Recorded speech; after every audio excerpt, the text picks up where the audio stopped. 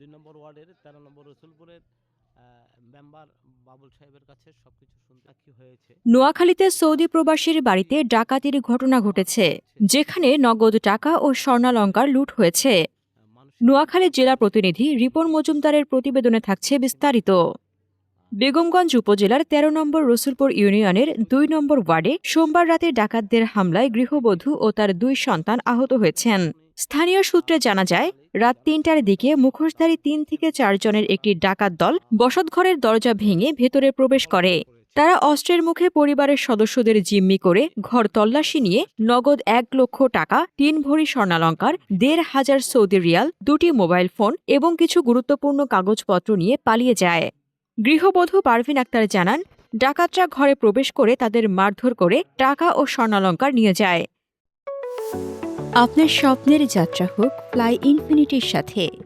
বিকট শব্দ শুনে আমি উঠছি আর কি, উঠি দেখি দেন মানে এরা দরজা, আমি এখানে দাঁড়ানো কে কে বলার পরে দরজা আমি ভিতরে গেছি, আবার মোবাইল হাতে নিছি। এ টাইমে এরা ঢুকে গেছে, ঢুকে আমার পিছনে দিয়ে ছুরি ধরে রেখেছে, লাইট দিয়ে বলতেছে আমাদেরকে, মানে বাচ্চারাও কান্না করতেছে, আমিও চিৎকার দিতেছি, কান্না করতেছি।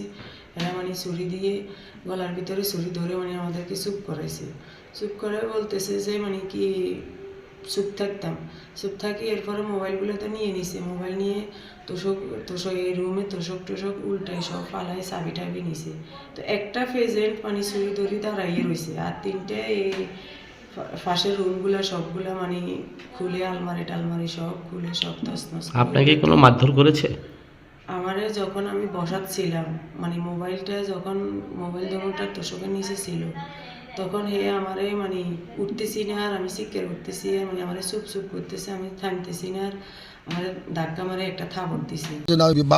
অনুরোধ করতেছি ভাই, আর আমাদের এলাকার মধ্যে অন্তত রাত্রে যে ডিউটিটা, এই ডিউটিটা মানে পেট্রোল বলে এই জিনিসটা একটু বাড়া দেওয়ার জন্য আমি অনুরোধ করতেছি সবার কাছে। আসসালামু আলাইকুম।